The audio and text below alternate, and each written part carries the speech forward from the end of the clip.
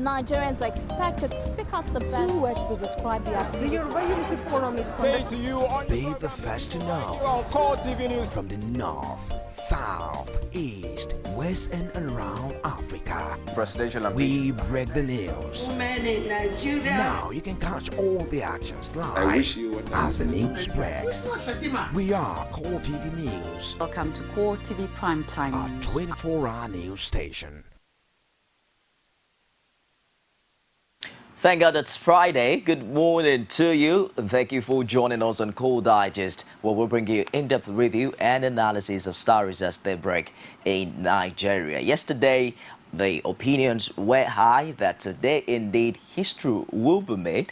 Of course, after the Council of State meeting.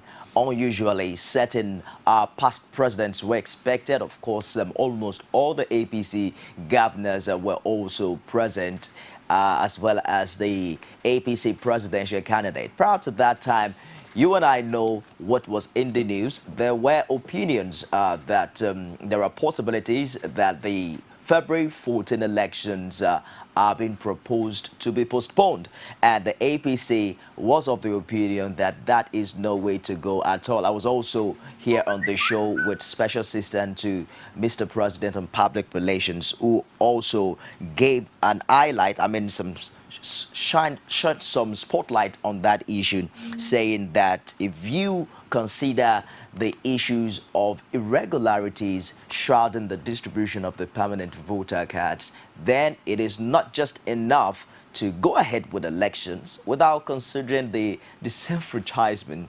of some concerned Nigerians. Of course, the Christian Association of Nigeria also came up recently to talk about the credibility of election, how closely knitted it is to the chances of internally displaced persons also given the opportunity to vote. Well, the Council of State meeting was held for about 7 hours yesterday, and they finally decided that only the Independent National Electoral Commission, INEC, can decide the fate of the election. This was after INEC had reaffirmed its readiness at the meeting, which had Muhammadu Buhari and virtually all the governors of the APC in attendance. Speaking after the meeting, Imo State Governor Rochas Okorocha and his Ondo State counterpart Olusegun Mimiko also gave their thoughts on the outcome of that particular meeting.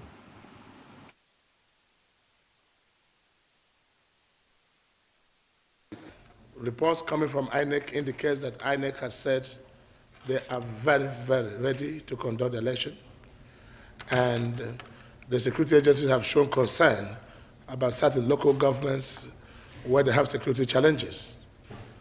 But INEC has the powers to conduct elections, including fixing date for elections. And so Council rules that INEC should then inform the nation as to their preparedness and proceed to conduct the election. The Council of State is essentially an advisory body. We have to advise Mr. President. Mr. President, in his wisdom, has invited INEC to brief us on state of preparedness based on what INEC briefed us and based on perception of council member and security agencies. INEC was appropriately advised, and you hear from INEC. We're still waiting to hear from INEC. Yesterday, we tried to get across all of the stakeholders in this February election, INEC, PDP, APC. It looks like these three major stakeholders have always been of the opinion that they are all prepared for the election. Of course, INEC yet again affirmed that in that meeting yesterday. So it's a go for the February election. February it is, no doubt. So there's no shaking as regards the Valentine's presidential election in Nigeria. Prior to that meeting also, the decision of, how do we put this now, certain 10 political parties that call themselves the Progressives political parties also wanted no take at all as regards the shifting of the forthcoming elections. They want the international community to put pressure on the Nigerian authorities to comply with the electoral timetable. The party leaders argued that the move could trigger crisis and plunge the country into anarchy at a time the country is faced with a security challenge. A communique endorsed by all these 10 parties was presented at a news conference after the meeting. The election is therefore a call orchestrated by one of the political parties which has continued to invest huge sums of money to ensure the elections do not hold as scheduled, out of fear of losing power for the first time since 1999. Our democracy has come of age, and Nigerians are ready for change. We will not allow desperation and power-mongering to scuttle it, and will do whatever is necessary to defend it and ensure that the general election holds as scheduled. We call on the Independent National Electoral Commission, INEC, not to be intimidated or by desperate elements, and to proceed with its preparations for the general election as scheduled. We assure INEC we shall stand by it shoulder to shoulder to ensure our democracy is not undermined. There was also a protest march in the Federal Capital Territory by a group of Nigerians opposed to the proposed plan to postpone the February elections. The march began at the Unity Fountain, but however ended around Eagle Square after security personnel refused the protesters access to the road leading to the presidential villa. The protesters, who had placards of various inscriptions, insisted that the elections have to hold as scheduled. State has been convened today to discuss the possibility of postponing the election. And on behalf of the 170 million Nigerians, we have mobilized various groups in Abuja to come and demonstrate and register the pulse of Nigerians that the election should proceed. More so that the chairman of INEC had kept insisting that he is prepared to conduct the election. So we wonder why people who have no business with the election are sitting to suggest the postponement of the election. We are determined and committed to the unity of this country and will not allow anybody to take any step that will jeopardize our national security. This is why we're here. So, it looks as if nothing can stop the February 14 presidential election. But then, how prepared is INEC? Recently, we showed a distribution of the permanent voter cards as at 31st of January, I believe. And INEC recently also came out to say 66% of the 68 million plus permanent voter cards have been distributed. Now, the role of the state governments, the role of police agencies, the role of political parties in ensuring that all of these work out well and we can maximize the time. Of course, state governments like Yobe, Ogun State, I believe Lagos are also coming up with public holiday ideas. For instance, the Lagos state government has declared today work-free day for its workers, just as the state governor Babatunde Fashola enjoined private sector employers also to release their workers early enough today so they can go get their permanent voter cards. The head of service, Oluwaseyi Williams, gave the directive in a statement and says that the state government was desirous of ensuring that all public servants in the state participate in the voting process, adding that they should take the opportunity to go out and collect their cards at their polling units. Well, for Yobe State, I believe it's 2 working days given to them free, and then of course Ogun State is tolling their path, and I think that no doubt it's a welcome development, but we hope that this 2 or 3 days remaining will really be enough for INEC to do justice and ensure that millions of Nigerians are not disenfranchised in this forthcoming general elections. There are also insinuations that probably INEC might have to postpone it yet again. There are people who are saying probably the distribution or collection process should be on till the eve of the election. How realistic that is, only time can tell. Well, the Department of State Service is also determined now to deal with individuals and groups who indulge in inflammatory statements in the build-up to the general elections. You recall that calls have been rife recently as we get especially statements coming from certain ex-Niger Delta militants as regards this election. And DSS is reacting to recent war threats and citing comments recently made by these ex-militants. DSS spokesman Marilyn Orga explained on the sidelines of a security briefing in Abuja that the agency had invited some of the ex-militants for questioning before and would not hesitate to act against any of them. That Asari Dokubo has been brought into the office a couple of times, but is not in the position of the office to begin to tell you who has been brought in or who has not been brought in. And we still stand on our words that whoever in any way would want to interfere or interrupt the peace that prevails, he or she will definitely go in for it. The DSS speaking tough there. We hope that these indeed can shift the sod and bring back some silence, especially at this very sensitive hour. The federal government has also warned of a plot by Boko Haram to take advantage of the electoral process this season. They're actually talking about plot by this terrorist group to disguise female suicide bombers as eligible voters on election day. Government officials say that the plan involves stealing of PVCs of female voters, which would then be used by the bombers to gain access to polling centers in some parts of the country.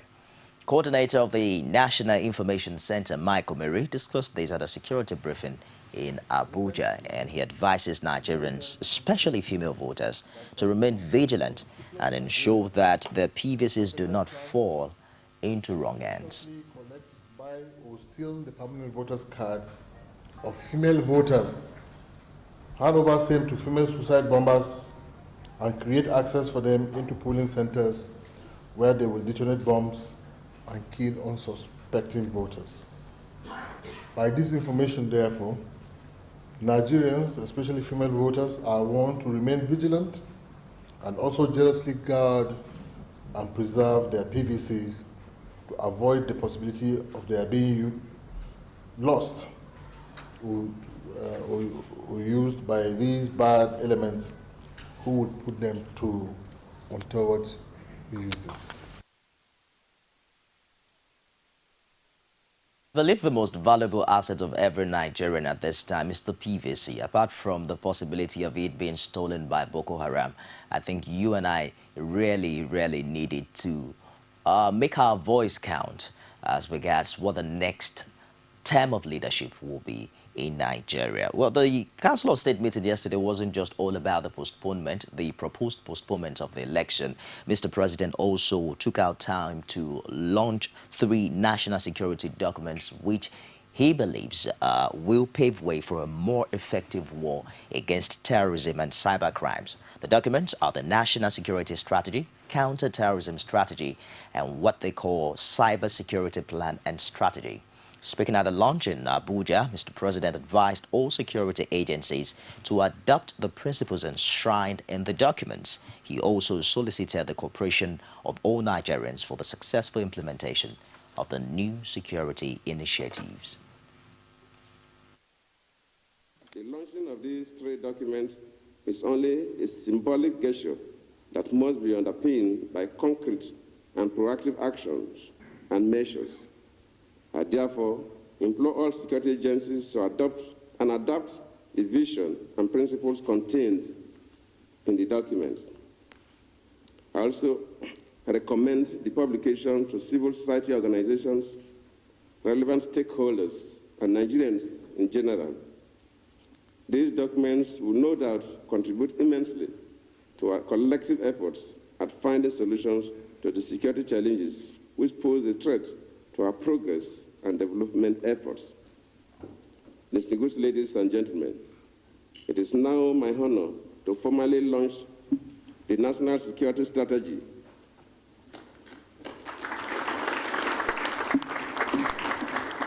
the National Counter-Terrorism Strategy, and the Cyber Security Plan and Strategy.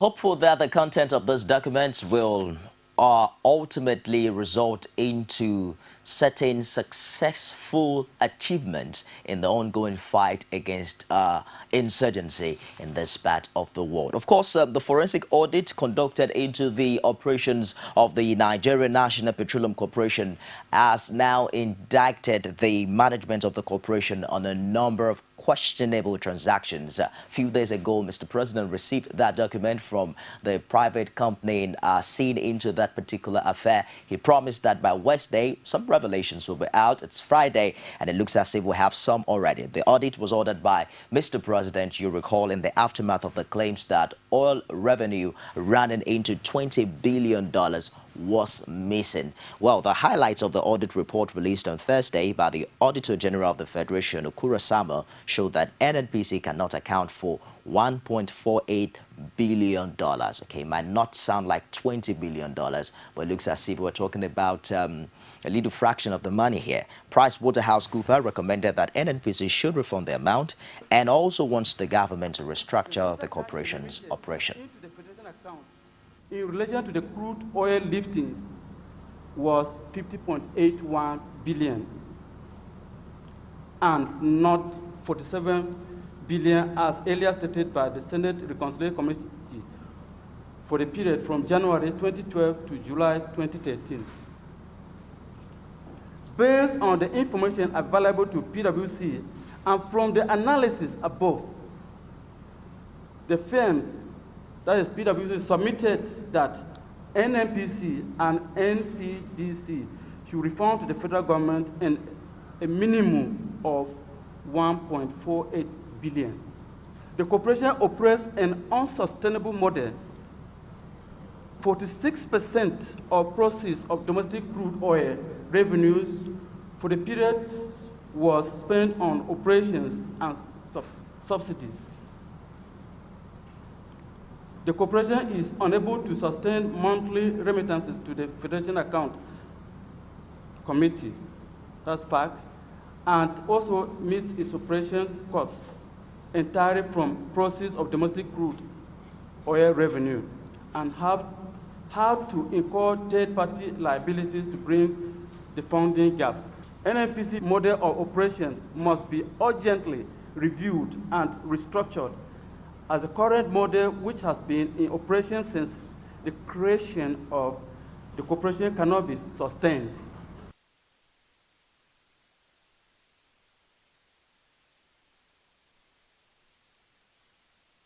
Okay, that's how it is now. In time, definitely more revelations will come out, and we'll find out what the real truth is behind all of these allegations rocking the NNPC. We'll take a short break now, and we'll be back with more on Coal Digest Friday. Stick around. Don't go away. Every day, every hour, and every minute, news break in Nigeria. Things happen so fast, it's most times difficult to track and comprehend them. But that's what we do right here on Digi360. 2015, would you want to come back again? It's like asking Jesus Christ if he knew he was going to die, will you want to come back as the savior of the world again? We do not just help you track the stories, we break them down, explore all the angles, analyze the issues so that you can fully comprehend the stories and use them to make the right decisions.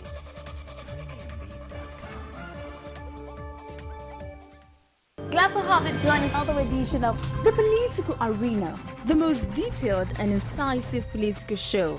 You will see all sorts of politicians, even those who cannot manage their homes, will tell you to let them manage your lives.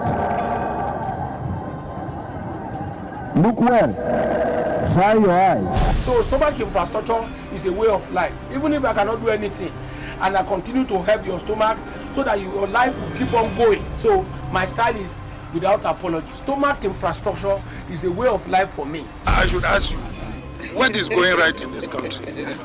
Is it education? Is it security? Infrastructure? Is it healthcare? What is going right? Absolutely nothing. We mean to win Lagos.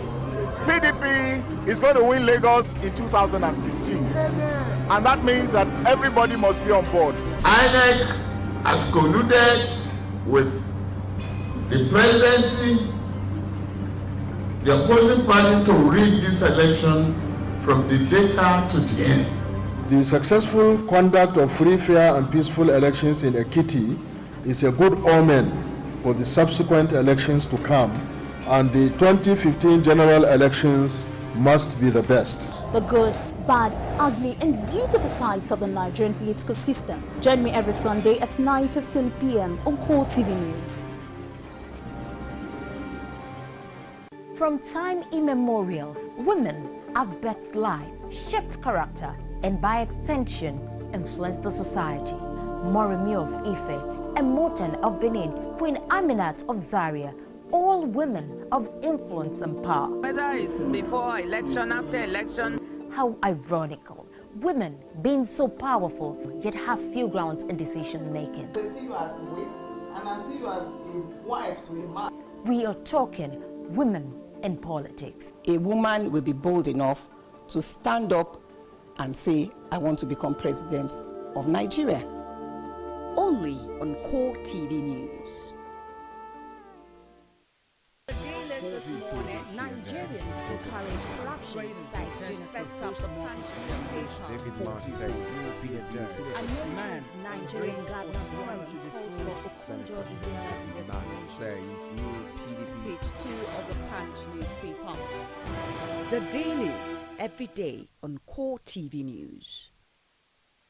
Thanks for joining us again this Friday. Don't forget that you can view us also on YouTube. All you need to do is go to www.youtube.com/Core TV, leave a space and news. And for viewers outside Nigeria, you can also download the WAWO TV app, WAWOO TV. Of course, register and click on Core TV News. You can watch us on any of your devices. Let's find out what the top stories are today on some of Nigerian newspapers. As usual, I have the Punch, the Vanguard, the Guardian, and the Nation.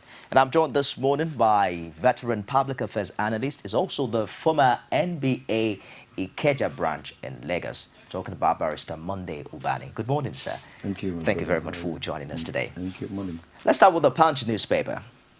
Pole shift drama in Aso Rock. The writers here, Council of State disagrees, passes the buck to INEC.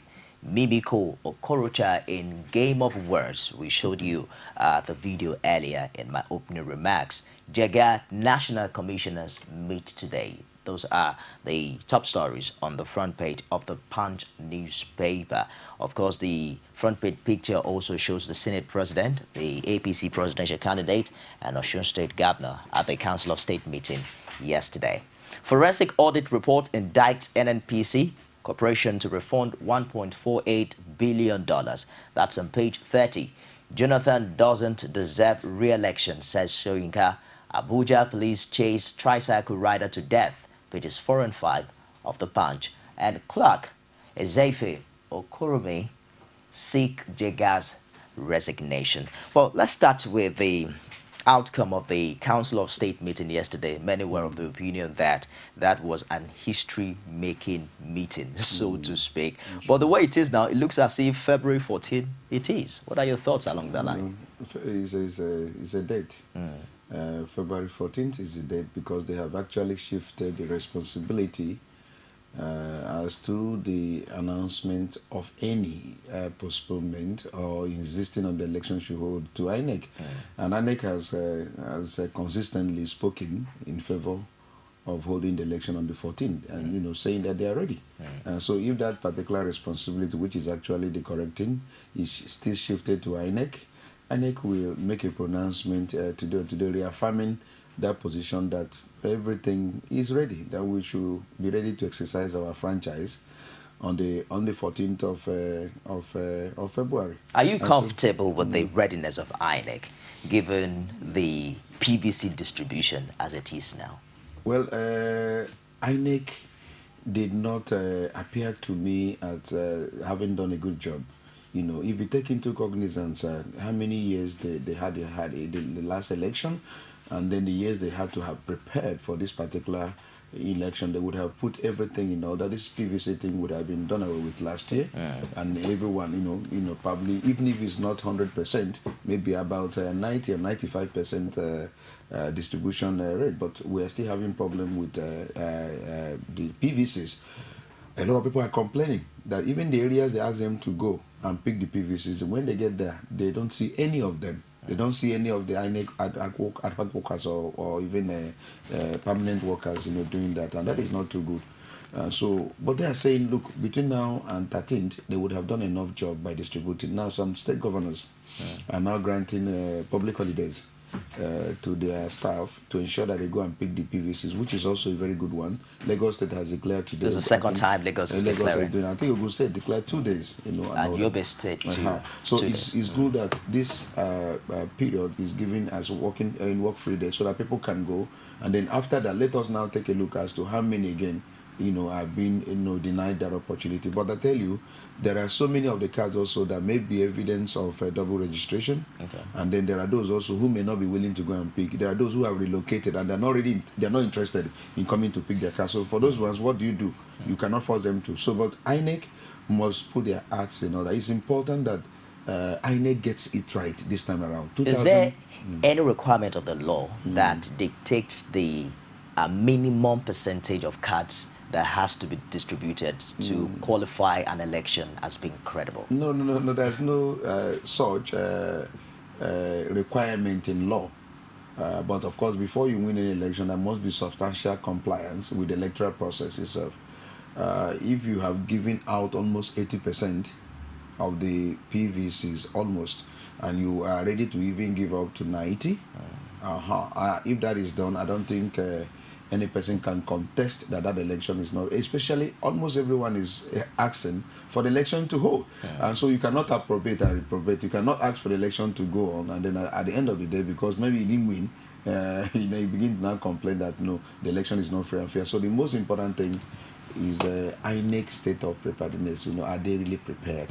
You know, but going for what they have said, INEC is because they have the final say as to whether they are prepared for this election. They are saying that they are very prepared, that all the logistics are in place, all the ad hoc workers they've employed, and all the non-sensitive materials now have even been distributed. Non-sensitive, which means maybe a few days to the election, the sensitive materials will be distributed. Also arrive. Yes. Although the two major political parties involved have always come out publicly to support the February 14, but we understand that there are other political coloration to it. Are we seeing a possibility of this distribution favoring one geopolitical zone and ultimately favoring a particular political party above the other? Do you see any possibility of that happening? I have tuned into some radio stations and I've heard that those allegations. You know, it's for people for the officials to investigate every allegation. If somebody says he went to the dissent and then ask him, where are you from? I'm not so. The person supposed not to ask. That's not the question. The point is that is your name found in the list. If your name is in the list, the next thing the person should ask you is your temporary voter's card. If you have none, he asks you for your passport photograph, and then if your card is there, you pick it. You're not supposed to ask me where I'm from. You're not supposed to ask me my state. The point is that I have registered here, and my name is here on the list, because the INEC must give them a list of those whose cards are available there. So you check through the list and all that. So I've heard that allegation. And in every allegation, you investigate and then clarify. Or people are trying to whip up sentiment. I mean, some of us are not from here, and we have collected ours without any problem. We also know that there are important personalities in the country that have not been able to get theirs. Somebody like Fashola does not have his PVC. Somebody like the Emir of the Sokoto man, Tsadona of Sokoto, does not have his PVC, and all that. Maybe there has been an omission by INEC and all that, but that does not in any way. It's a difficult thing to believe that somebody can deny somebody that card because he comes from a particular geopolitical zone. That would be the highest level of unpatriotic act, you know, from any INEC official. Amazingly, the Nobel laureate Wole Soyinka is saying Jonathan doesn't deserve re-election. I'm beginning to wonder how much impact the statement would have at this very crucial electoral times. In fact, as the election is drawing closer or nearer, it will not be nice for anyone to remain on the fence. I mean, there are people you have to actually either be for or against, you know, but as to his statement changing somebody's mind, someone like me, my mind has already been made up a long time ago as to my own candidate. Okay. So I'm not going to, wait for Wole Soyinka to tell me the person to vote for, or wait for SND to tell me, or for Afenifere or whoever to tell me, because you see, you have to look at the candidates. You are man enough to look at what they have done, what they intend to do, the antecedent of the political actors, and then you make up your mind. You Google and find and get information. Look at their manifestos. You've been following up all the political rallies. Why would somebody at this point be telling me who to vote for? As an adult, somebody who went to school and my mind is liberated. But there are people who may be waiting for Wole Soyinka to speak, for them before they. Maybe somebody says that he's a public person, and there are people who so much believe in him. Maybe with this statement, it may now, change their mind. How do you personally measure his electoral value? At this exactly. Well, he's an international person. He's a Nobel laureate, and there are so many people that believe in somebody called, in his personality and what he says and what he has stood for all over the years. And so there may be people who may be waiting, whose minds are not made up. With this statement now, they now know where to key in and all that. But I don't. For me, as I said earlier, there are those that their minds have been made up a long time ago. Even as I last, 2 or 3 years ago, not even now. So they're not waiting for any person's. Amazingly, too, he has never been a big supporter of the APC candidate. So yes, so he has also, in fact, immediately JMB was actually chosen by APC. I think he also, was on the internet, giving reasons why this man, of course, of his anti-democratic posturings and what he did when he was in government as a military ruler, he has also spoken against him. So in that way, so you now see that he may not be rooting for even Buhari himself. So he may be rooting for a fellow professor. Somebody has said, there's a professor who is a presidential candidate. Okay. So that's right. My thinking. Let's move away from the Punch newspaper and find out what the top stories are today on the Vanguard this morning. We're ready for polls, says INEC. Consider implications, security and PDP. That's what security and PDP is saying. Consider implications on the front page of the Vanguard newspaper. What transpired at the Council of State meeting? I want to find details of that somewhere buried in the Vanguard this morning. And the front page picture tells the story. You have from left here, former heads of state, Chief Ernest Shonekan, General Ibrahim Babangida, General Muhammadu Buhari, who's attending after a long time, Alhaji Shehu Shagari, General Yakubu Gowon, Alhaji Aminu Tambuwa, and the list goes on and on. 60 reasons I want to vote Jonathan by Soyinka. That's on page 11 of the Vanguard. Non-remittance of 251.6 billion naira. Forensic audit report indicts NNPC, NPDC. That's on page 8 of the Vanguard. Elumelu at the Vatican. You have Antonio Elumelu here, founder of the Tony Elumelu Foundation, discussing global education reform with Pope Francis during the Scholars World Congress hosted by the Pope in the Vatican yesterday. Today, Barrister, we're talking about the role of INEC. Very shortly, I foresee that we'll also be talking about the role of the military in this election, because we've still not recovered from what transpired in Ekiti. I don't know if you have seen it. There are even some videos that are now being uploaded on YouTube that categorically implicates certain politicians in the use of military paraphernalia in the elections. What are the legal boundaries for the security agencies this time? Yes, the responsibility of securing the internal territory of any country is a job of the police. It's on real occasion you bring in the military in matters that are purely internal. So the involvement of the military over the years in our electoral process it's a dangerous signal. We've been sounding it over and over again that it's not too good, because the moment you expose them too much, they have always probably, feel so closer to the government, and then at the end they may take over. They did it in the 60s, where the military, was actually brought into politics. So it is not too good. But if the police is not sufficiently equipped, or they lack the capacity to internally police the electoral process, then the military can come in. But in involving all these agencies, their level of, of being very neutral, should be guaranteed, because the institution actually is for the country.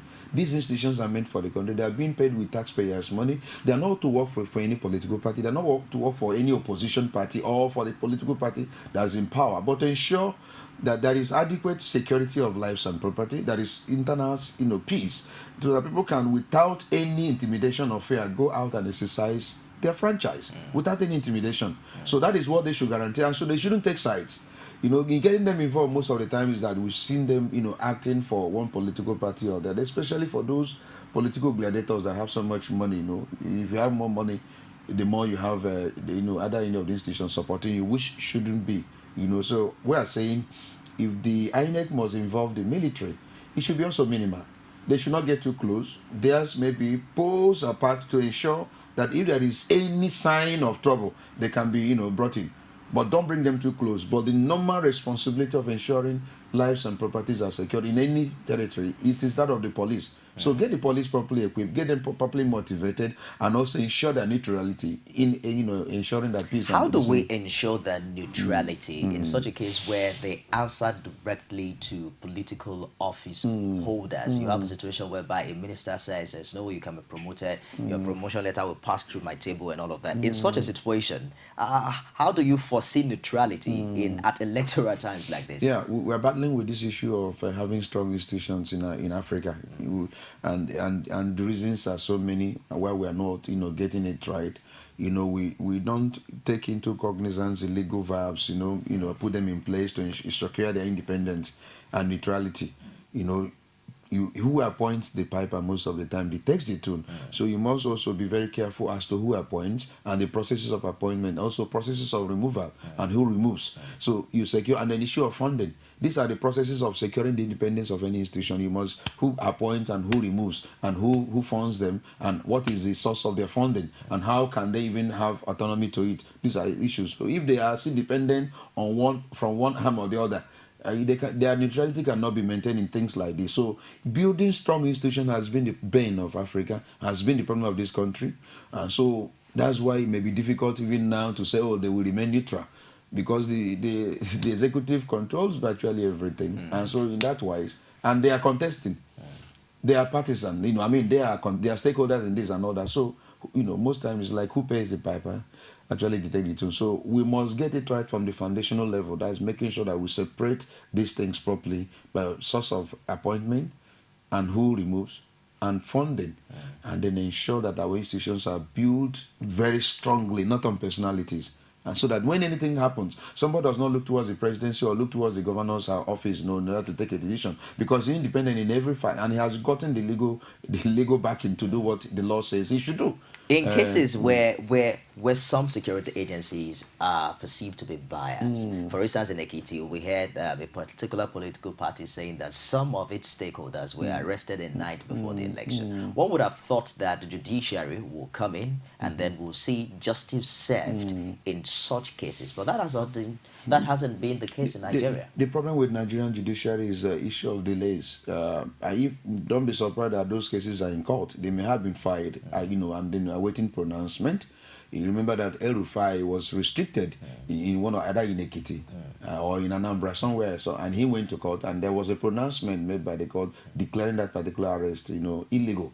It was false imprisonment and all that. So don't be surprised that these cases may have been filed in court. But the issue of delays, it takes time before these cases are adjudicated on. So judiciary, we give them some pass mark also in making some pronouncement sometimes when it matters, but most time it's this issue of delays that people attribute. Judiciary cannot come in, remember, unless somebody goes to court, and somebody has to go to court. But overall, are we going to measure the credibility of this election based on all of these factors? These factors are very key, but let me tell you, the institutions that matter is INEC first and foremost. Now, is INEC ready? Has INEC employed the right ad hoc staff? Yesterday I was reading in a paper that a particular governor in the East has tampered with a list of ad hoc staff of INEC. Is it supposed to be so? I have also heard somebody who called me from Abia and said he has in his possession 30,000 PVCs, one individual. Remember that INEC alleged that some cars are missing. Now, are they going to, discredit all those ones that stolen, that you may not in any way be verifiable from the from their e-card stuff? And now this card you are going to use, the e-card reading stuff, does it use battery? Does it require charging with power? And if it does, if you are using that in the rural areas where there is no electricity and there is no generator, so how would you use that particular e-card reading system? Wouldn't there come a time where they will say, just put away that thing and let everyone now vote? And those cards now that are in the hands of people will now be used to vote in all those areas. So has INEC taken into cognizance these factors? I have my doubts. I have my doubt about this election. I really have my doubt about how credible this election is going to be, because there are issues, and those issues have not been addressed. We have not used this card system before. We are using it first. And why would you even go and put presidential as the first one? Why didn't you have test run this thing with legislative, lower election, and the presidential? You are starting with the presidential election. I'm sure who must have advised them? I'm sure the governors must have told the president, "Oh, we'll deliver you. Just make sure that and all that." And now the reality is staring them on the face. They are starting with something that is novel, something that is new. With presidential election, you are using the card system that may have some rate of failure. We have not tried it, you have not test run it. There are issues, and INEC has not justified my confidence, honestly. Let's open the phone lines at this juncture so we can also take participation from our viewership on the show this morning. Hello, good morning. Hello, good morning. What's your name? Where are you calling from? This is Zebedee from Aba. Zebedee, how are you and how was Aba today? I called earlier, so I can't get through. I've been trying all this, I couldn't get through. Congratulations, you're here. Go ahead with your contribution, Zebedee.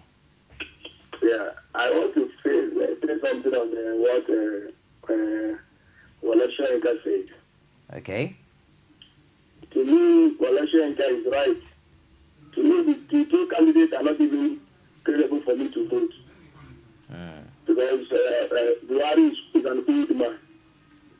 Then the president, our president, the president later, a lot of promises is hanging, and every day there is cabinet meeting from at night, with due respect. So if Wole Soyinka is saying that he's right, and based on the recent campaign that our president has been doing, I'm sure I have seen that PDP is desperate. When they portray on television, trying to ridicule their opponent. All these things, that's why I look at it. To me, I say, to vote now, I'm going to vote, but what I'm seeing in the life of our leaders is not credible. They are not really showing that they are leaders with what they say. That's why they will sign peace accord. They will use their mouth to destroy it. And people are being fighting. Look at what is happening in River State. If the PDP candidate later emerge, there will be problem. I listened to that word that man is saying. I'm not an APC. I don't belong to any party. I don't go to rally. But I'm saying based on what I'm seeing, what they say with their mouth. I think it is true. The governor will come out and tell us that if he can give people food infrastructure, it is okay with that. So people come to this one to eat. It's all right, Zebedee. Thank you very much for your contribution on the show this morning. But let's also quickly do a forensic look on what the word credibility is all about. Because they say the credibility of an election is about the things that transpired before, during, and afterwards. For crying out loud, there are more presidential candidates apart from the APC and the PDP. Would you say that this election would be fair on these other candidates that nobody's hearing anything about? Yeah, I like the word forensic. It has become a popular word. Let's do a forensic analysis. Actually, the media, they have not been very fair to other presidential candidates. If not some of us that go out of our way to, gather some names, they've not been highlighting their political campaigns. I don't even know whether they themselves have engaged in any campaign anyway. I mean, holding political rallies, because not much is being heard about other presidential candidates. It's only Buhari and the JEJ, maybe because of the also money. These two political parties are matching one another, money for money, personnel for personnel. It has never happened also in the history of this country where the ruling party has really received a real challenge, all along, right from 1960 up to date. This is the first time that you can say that two political parties are evenly matched, apart from the one that was created by IBB. But this is the first time you are having two political parties that money for money, personnel for personnel, they're matching each other. And it sound and becoming very interesting. But then excluding other ones. We are not being carried into their manifesto. What are they going to offer that may be different from what APC and PDP may have promised to offer and all that, so that we need to make a choice. But are you putting this responsibility on the media? Maybe the media or the people handling also the presidential candidate for that political party. Money is, you cannot rule out the effect of money in politics. Okay. You require money for logistics. You require money to carry out campaign and rallies. You require money to even go to the media, because the media, if you want to do anything, they will ask you for money for all the publicity. I'm not sure it's free. All these ones we are running on Ambode and Agbaje, these guys are spending. In fact, you guys now, this is the time for the press. This is the time for artists, actors and actresses now who are supporting, and musicians, they are making their money. And then those who sew clothes, you see them all manner of, ashoke in political rallies and all that. There are times for everyone. So I'm not sure it's free. You guys collect money for that. And if they don't have the fundings, you may not hear much about them. But I think that there must be a law that must be made to ensure that even less political party that may not be financially, strong, must be given adequate publicity, which is lacking at this point. What happens to the electoral law that talks about the limit of electoral spending at this time? Is that law just there for... That law is just there for the sake of it. We are not short of good laws. Nigeria is very beautiful laws, but the issue of implementation. There is no way you tell me that the presidential candidate of this country, these two, will spend not more than 1 billion. It's not possible already. Even as the last year, how much was budget of TAN for the president when the campaign has not even started? Billions of was already, you're telling me 1 billion. That law, who does the forensic, let's use the word forensic auditing now of the expenditure of the political parties when they are finished and all that. So they just put it for the sake of, look at the ideal. But the ideal has never been the reality. Is it a function of the unrealistic nature of the law? Well, it is also very unrealistic. Nigeria is a very big country. I tell you that these guys, ordinary primaries, do you know that before the primaries, some candidates may have even spent 1 billion? It's something that is unrealistic. They know it, but they just put it in the law books. And they feel that let's give them a limit, or else these guys can empty the entire treasury. Because most of the people contesting the elections are people sitting on the seat itself, and they have access to all the funding. They have access to the treasury. And so they now say, let's put a certain amount of money, or else we come and the entire treasury will be empty. But then it is not. You think a large chunk of the money is coming from the nation's treasury? My brother, if you want me to say it, all the sitting governors, they use all the facility, they use all the money of the state to run campaigns. Who doesn't know that? It would be foolish of you. How much is their salary? What are you talking about? How much is salary of a governor and all that in the real sense of it? That you see the kind of money, see the kind of money that is usually spent in primaries. Not talk about the general election and then all the campaigns and where does the money come from? It comes from the treasury. And that is why, my brother, you see, there are so many issues we need to really address in this nation. If Nigeria must be on a proper foot for growth, we're just wasting out. Even anyone who comes with the way Nigeria is structured, maybe another day invite me. Let's talk about restructuring this country. The way Nigeria is structured, even if the GM comes, he may run into a hitch. There may be some level of change and all. Development if you have good leadership. The way we have in Uyo. We're with Akpabio doing some few things. The man in Enugu, Chime doing few things. The man in Lagos State doing few things. The man in Ogun State now and all that doing few things. But we are talking about a situation where this country will be on the path to growth, where all the key infrastructures will be developing. The educational sector, the health sector, the infrastructures, all the sectors, the transport, security. If we must get it right, this country has to be restructured. A situation where somebody comes in and becomes a governor.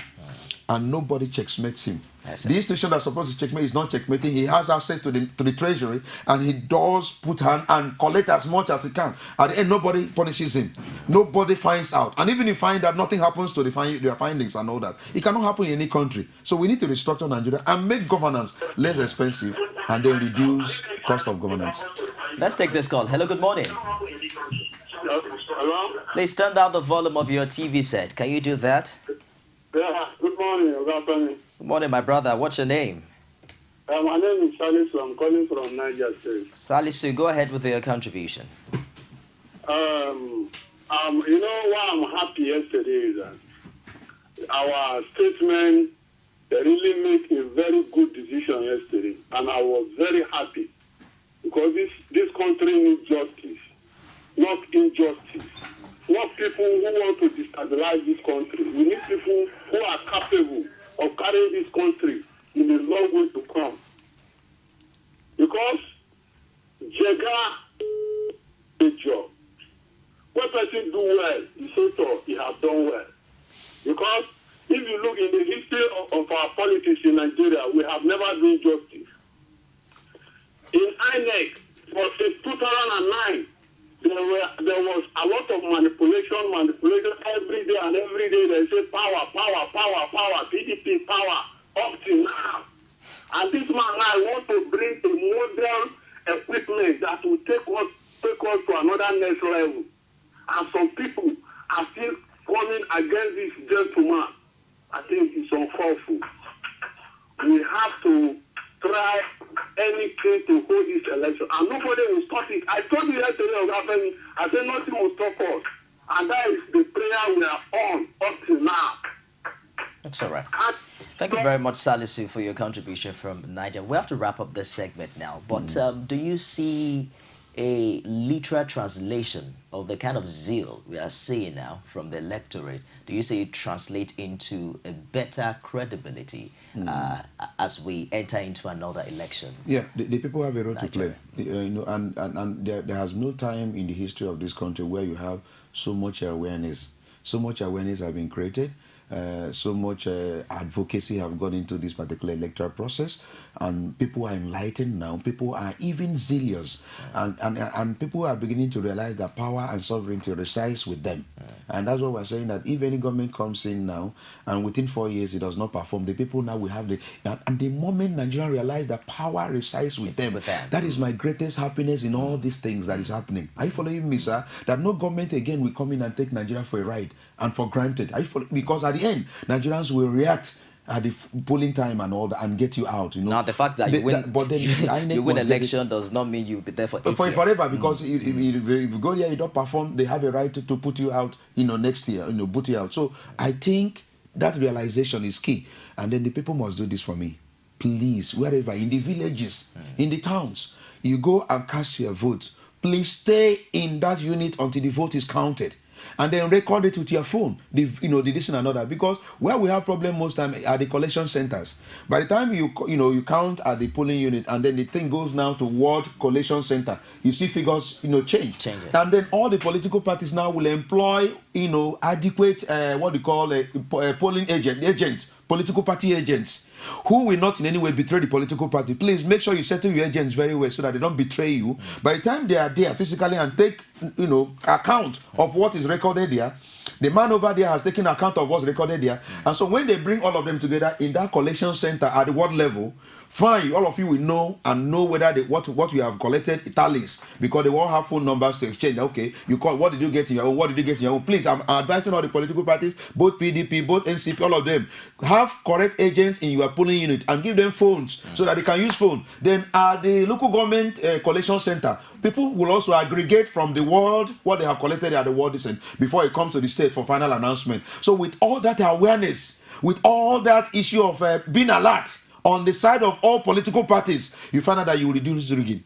No manipulation will ever take place. Even if there is going to be, it's going to be minimal and all that. So the awareness of the polling agents and Nigerian electorate is very, very key to me. Please, I want Nigerians this time around to really make sure that we get it right. The moment we get it right as a nation, in issue of electoral process, every other thing will begin to fall in line, especially, restructuring Nigeria will come in. Barrister Monday Bani, thank you very much for joining us today on Core Digest, and we hope to have you also in subsequent bulletins. Thank you. Well, we'll take a break now, and we'll be back with more. Don't go away.